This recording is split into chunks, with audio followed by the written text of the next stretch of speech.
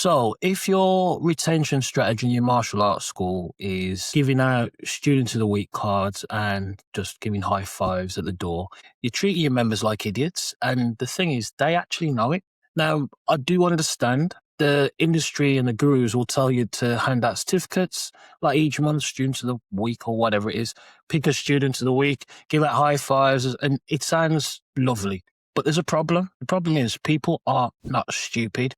They know when they're being bribed and treated like little kids. And the thing that nobody asks is, if you've got 30 students in a class, how do you fairly pick one student of the week? The thing is, you can't. So what usually ends up happening is you start rotating it and systemizing it. So now, because you're trying to make sure that everybody's had a well done certificate or student of the week card by the end of 6 months in that class or whatever, now it's not recognition, it's just a rota. And your students will know that too. Worse than that, it's not even the students, the parents sitting there watching will know it too. Now, retention isn't just a tactic, it's a culture, in my belief anyway, and it's what I teach. And there's something that nobody in the industry is talking about that's destroying your retention right now.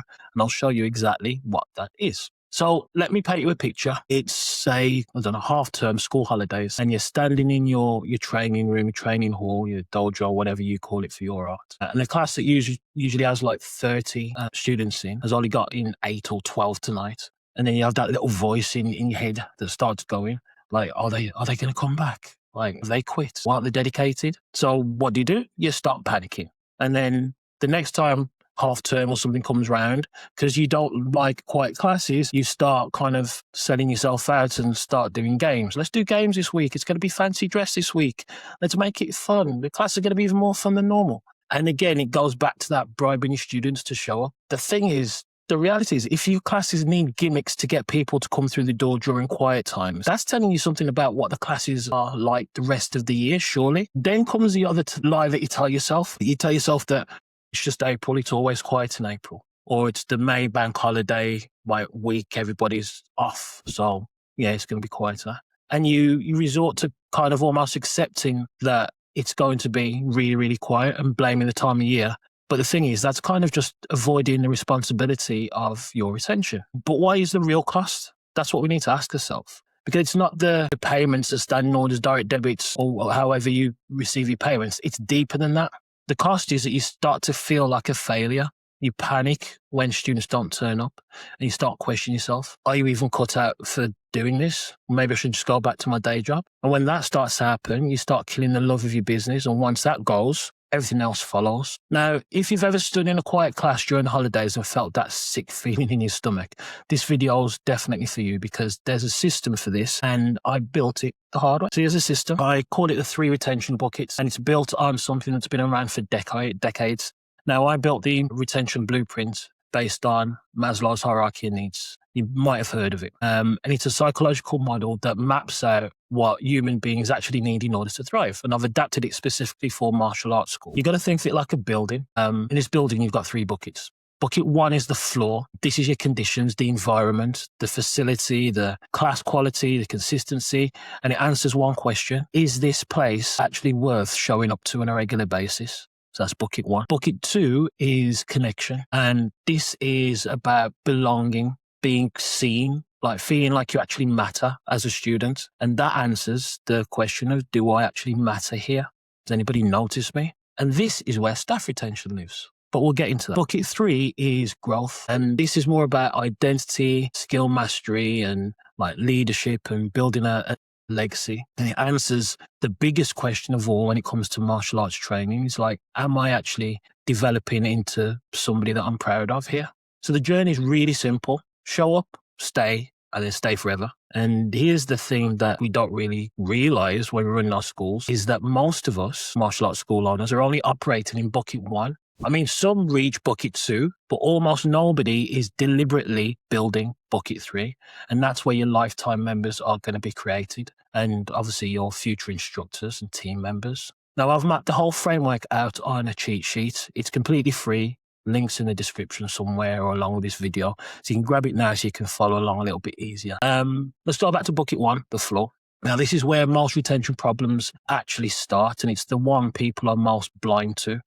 Because when you walk into your school every single day, you stop seeing the holes in the wall, the tears in the mats, the smell of feet, the things that need replacing. You get used to the uniform that you had designed in, I don't know, 1942, and you haven't changed it much. I mean, you're the one that you don't realize that your students look like bad extras from the Karate Kid. And the fact that it's freezing in winter and too hot in summer, you're just normalizing it. But your students haven't, and their parents definitely haven't, especially if they're having to sit there and freeze or sweat and stuff. And it's not just the physical stuff, it's the inconsistencies, changing class times, swapping instructors, no clear curriculum, students not knowing what they're supposed to be doing 1 second to the next, communication that's all over the place. Students don't even know what's happening next week sometimes, let alone next month. And that's bucket one broken. So let me tell you a story. I did a site visit at a martial arts school. I'm not going to mention the name of the school. And on first impressions, the place looked absolutely amazing. The branding was bang on. It had lighting, effects, logos everywhere, nice seating. It really did look the part. It was clean and everything. But then I watched the class and it was a very different story. And it looked as if the school was heavily influenced by a bad version of Cobra Kai, like a very bad version of Cobra Kai. And the instructors carried themselves like it was all about him. There was no real structure or guidance. It was just more barking with no structure. The sparring, Jesus, it wasn't sparring. It was just an all-out brawl. There was no proper technique, understanding the distancing, timing. There wasn't enough safety equipment. And the students were genuinely at risk of injury. And you can tell it came from a place of not having much experience of sparring from the top, unfortunately. It was very, very obvious. And you know what? None of it was about the students. It was all about the instructor ticking a box for his own need for significance. He wanted to be seen, I'm presuming, he wanted to be seen as running a hardcore full contact school, but it wasn't full contact in any way. It was just, I don't even know what to say, a little bit of a mess. But you don't know what you don't know, I suppose. You've got limited exposure, you only know what you know. And unfortunately, he obviously hadn't been exposed to much or the right thing. Now, that's what a broken bucket one looks like. And the thing is, the owner couldn't see it because it was feeding his ego. So here's what you do before the end of this week, whatever day you're watching this, do this. So the first step is to walk around your school and score everything on a scale of 1 to 10, like 1 being terrible and 10 being absolutely world-class, amazing, perfect. So that'd be like the equipment, the mats, the students' uniforms, how clean it is, the temperature, ventilation, communication, smell, everything. Yeah. So remember, 10 means world class, 0 means terrible. 5 is well below average, by the way. And this is a rule that you've got to stick to. You're not allowed to score anything 7, right? Because 7 is where everybody hides when they don't want to admit that something's a 5. So no 7s, that's sitting on the fence. That's like saying, yeah, it's okay. So be honest with yourself. The second step I want you to do is get somebody who isn't a martial artist, somebody with no reason to blow smoke up your backside to creep to you or tell you what you want to hear, and get them to audit your facility and the class. So ask them how it feels as an outsider, what are their first impressions when they walk in, what they think of the communication style, the drills, routines, the energy, everything. If you've got the right person, they'll tell you the truth that you can't see anymore because you're too far gone. Because it's the same thing that new students are going to see when they first walk into your martial arts school. So that's a double audit. So I'll do it before the end of the week. So that's your floor. And the thing is, if your floor's broken, good. Yeah. That means you've got something to fix and you know what you're doing. But if it's solid, even better. If you've got a solid floor, then that doesn't mean people are going to stay, because that's where bucket 2 comes in. So bucket 2 is the connection, and this is where it gets a little bit real. Right? So you know when you've got a bucket 2 problem because students just vanish, when they just disappear and the direct debit cancels and you never even knew that there was an issue. There's no conversation, there was no, "Sir, I'm thinking about leaving." They just disappear. Your instructors teach the same students every week, but couldn't tell you half of their names. Students come in and train, and the second class finishes, they go. Grab stuff and they've gone. No hanging around, no chatting, just gone. These are all part of bucket 2 problems. And here's the biggest red flag. It's when parents feel more comfortable talking to other parents than talking to you or your instructors. That's bucket 2 screaming at you to do something and fix it. Now, I was at a school doing yet another site visit. I do a lot of site visits. And the instructor was teaching, and technically he was really good. I mean, really, really good. And he was showing like really advanced combinations on the pads and stuff. I don't know whether it's because he had an audience, me watching or whatever, but there were like high level technical combinations and it looked really impressive. But I sat back and watched the students' faces, and all I saw was confusion, like stress and more confusion. Now, these students were trying to model their way through something that was way beyond their actual technical ability, like way beyond. It was beyond just challenging them. And that one of them felt safe enough to say they didn't understand or didn't get it. The instructor demonstrated the combination, didn't go around and check the students if they understood it, if they had any questions. He didn't ask. He finished his little performance and turned to another instructor at the side and then just started talking about something completely unrelated to the class and just left the class to just get on with it while he had his back turned. Then he stops, turns around and shows the next technique and then asks, is everybody okay with that? And the thing is, I could see people looking at each other, scared to actually say anything. And he just carried on anyway. He didn't even leave enough of a gap for anyone to put their hand up or ask a question. But the worst thing was when I looked at the parents, I had a couple of them rolling their eyes at each other. So it was obviously something that was happening on a regular basis. And they could see everything I could see. But everyone in the room could see, to be honest, except the actual instructor teaching the class. Now, connection isn't about how good you are. It's about how seen your students feel. And that instructor had the technical ability and everything, but he just didn't really connect. His bucket 1 was probably fine, but bucket 2 was completely empty because the whole thing was a performance, not a relationship building endeavor where he's helping somebody else to become a better version of themselves. He just wanted to show the art and show his skill. And it was up to you to just copy along and sink or swim. Now, here's the thing that nobody really talks about, staff retention. Everyone talks about student retention, but the thing is your staff retention is your student retention. The way you treat your instructors, your helpers, your team, your admin, that's the way that they're going to treat the students and talk to students. It's not rocket science to know that if they're happy, they're going to pass on that energy to everybody else. And also, if they're not happy, your students are going to feel it. And that's when people start quietly leaving. So staff retention is bucket 2. And I've never heard anyone else say that. Right, here's what I want you to do. Get a list of every student, go down the list, and next to each one, write down what interaction you had with them that week. Did you say hello? Did you say goodbye when they went? Did you ask how their day was, or did you actually have a conversation with them? So you get 1 point per interaction. And you get bonus points for interacting with their parents as well. So work it out as a percentage. That is going to be your engagement score. So if it's below 75%, kind of means you're failing bucket 2, unfortunately. And here's the uncomfortable part.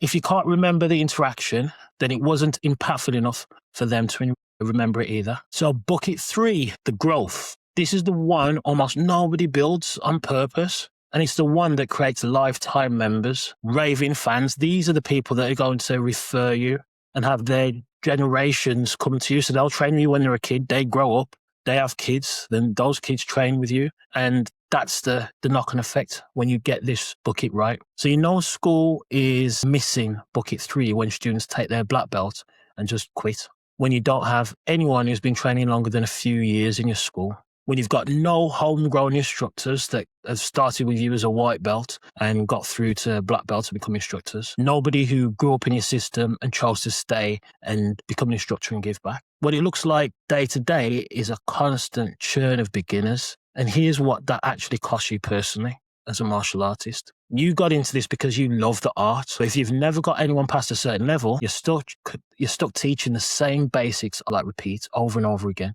year after year. Month after month, week after week, decade after decade. You never get to actually share the stuff that made you fall in love with martial arts in the first place. Everyone's got that technique that they remember they learned as a beginner, or that first time you learned to jump, spin, hook, kick, or a sweep, or a certain wrist lock or something. If your students aren't staying long enough to have several of these key moments in their journey, they're not going to stay. And you need them to stay to keep you in love with the art. And that's not a business problem, that's a soul problem.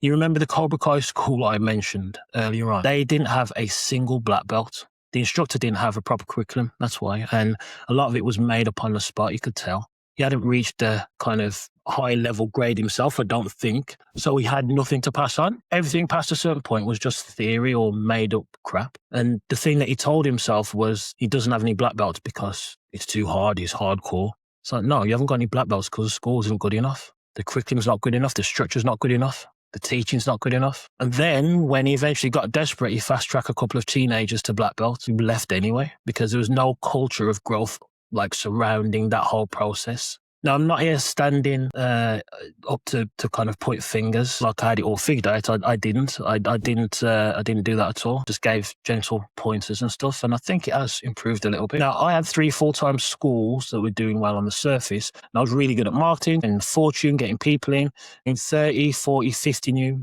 students a month easily, and losing about 15 to 20 out the back door, right? Which is understandable with the numbers that we had. But the numbers still looked okay. But it was like filling a bath with the plug out. It just frustrated me, the amount I spent on marketing, the amount of work that was going in, and students still quitting. I had the mindset then, I was a lot younger then, I had the mindset that everybody had to stay. And then one Christmas, it hit me.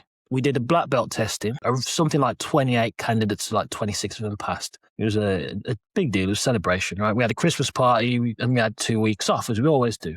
We came back in January and only around 18 of those black belts came back. So around 7 or 8 of them didn't even care enough to come and collect their black belt. In their mind, they'd tick the box, finished, done. One girl, I'll never forget this, one girl actually walked in about 2 weeks after we opened in January, asked for a black belt at reception and cancelled the membership and walked out right there on the spot. No emotion, no conversation or anything. And to be honest, I felt used. I felt stupid and angry. All that energy, all that time, all that effort, and they just quit. And that's when I realized I'd built a finishing line into something that was supposed to be a lifelong journey. We were a black belt school. Remember that whole movement? We're a black belt school. Yeah. So the whole culture of my school was about getting a black belt. It was even called Rick Dubidat Black Belt Academy, hence the name change. So the day they got it, it was the day the school became irrelevant. Got that black belt, then tick the box. So that's when I built the first part of the retention blueprint, because I never wanted to feel like that again. So what do you have to do? Here's a tactic for you. Before the end of the week, again, you've got a lot to do before the end of this week, haven't you? Map out your student life cycle. Start with day one, like a beginner walking in. Like, how long are they classed as a beginner? When do they move to the intermediate level? Then your advanced level, black belt level. And then what? What's after that? Map out all the details for every single stage. Work out how long each one takes and answer this question very honestly. So if you did everything right, how long could a martial arts student stay in your school as it is right now before they got bored and everything started to repeat and be samey? Because if the answer's 3 years and then there's nothing, you've built a 3-year business. The ceiling on your retention is the ceiling on your pathway, pretty much. It's the same thing. That's if you do everything right. If there's a dead end on that map, that's where your students are leaving, okay? And that's a best case scenario. And now you know exactly where to build so people can see a long-term journey with your martial arts school. So let me ask you something. Before this video, what was your story about retention? What were you telling yourself? What were your beliefs around retention? Be honest. Now, for most school owners, it's something like students just leave. That's what happens in martial arts. All I can do is hand out a few certificates and hope for the best. It's them. They're not dedicated. It's not my fault. There's nothing I can do. It's changed. That's the kids of nowadays. Because I used to tell myself the same thing, especially when that Christmas when 8 black belts walked away and I stood there wondering what the hell I was doing. But that story, students just leave because of time of year, whatever excuse it is comfortable. And comfortable is dangerous in business, because the moment you accept that story, you stop building, you stop looking at your floor, you stop checking whether your team actually connects with your students, you stop asking whether your school gives people a reason to stay for 10 years instead of 10 months. The new story is a lot easier. You build the conditions, that's the floor, you build the connections, that's the culture, and you give them clarity, that's the pathway. So it's conditions, connection, clarity. And when those 3 things are in place, people don't leave. And it's not because you bribed them or guilted them or gave them some fancy certificate or uniform. It's because leaving would mean walking away from a version of themselves that they want to become, and walk away from who they're actually becoming. And they can see. Remember what I said at the start? The thing nobody talks about, staff retention. Your staff retention is your student retention. Build the conditions, the connection, and the clarity for your team first, and they'll build it for your students. It flows down. It always flows down. Okay, so I built a full system around it. It's called the Retention Blueprint. It's 12 stages, mapped to Maslow's hierarchy needs with traffic light assessments, self-assessments, and priority action steps for every single stage. And what I've given you today is the overview. They're kind of 3 buckets. But if you want to go deeper and actually plug this into your school, just reach out and book a call with me. There's a link in the description. So no pressure, no pitch, just a conversation about where your retention's breaking and how we can fix it. I'll give you 1 to 3 solid strategies that you can use right now to start fixing it. So 3 buckets: the floor, are your conditions worth showing up for? The connection, do your people feel like they matter? And the growth, are they becoming someone because of you? Show up, stay forever. If you haven't grabbed the cheat sheet yet, it's free. Links in the description. It maps the whole framework out on one single page. And if you want to go deep with the retention blueprint and see how it plugs into your school, just book a free call. The link is below. And if you're watching this thinking retention is just one of about 10 problems I've got, yeah, it is. Retention is one section of the 9-step roadmap to a successful martial arts school, which is what we work through and use as our framework inside the Martial Art Business Growth Network. And if you want to find out more about that, there's a link in the description as well. But for now, just do one thing, pick one bucket, do the audit before the end of the week. Remember, you are the architect, so start building. Take care, and I'll see you soon.